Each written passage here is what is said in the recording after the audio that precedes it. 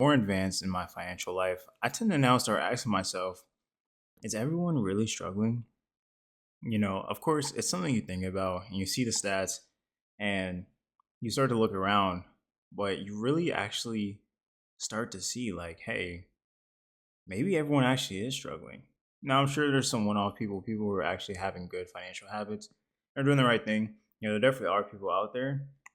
But the more I talk to people and the more I see and people who are more honest and truthful with me, the more I start to see like, hey, like, it's not actually what it seems out here. A lot of people are actually struggling. And it has a lot to do with the economy and the things we're doing, but it also has to do a bit with, spending habits and financial reports and stuff from people as well. And that's why I've learned now that I have to really stop comparing myself to my friends or even thinking about it because everybody has their own journey and everybody's struggling in their own way. And you can't really compare yourself to someone, even people who are like older or younger to you, because there's always going to be someone out there, older or younger, who has more money than you or who has less money than you.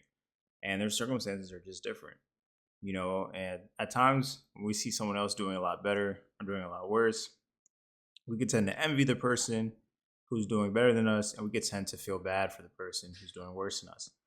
However, though, I feel like now all you can really do is focus on what you can do and fix your situation because everybody has their own path and their own time frame, and we've all made different choices and mistakes, and we have to deal with the consequences that come with it.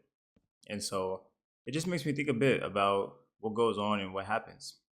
And I have seen it a lot recently, especially with people who are definitely older than me.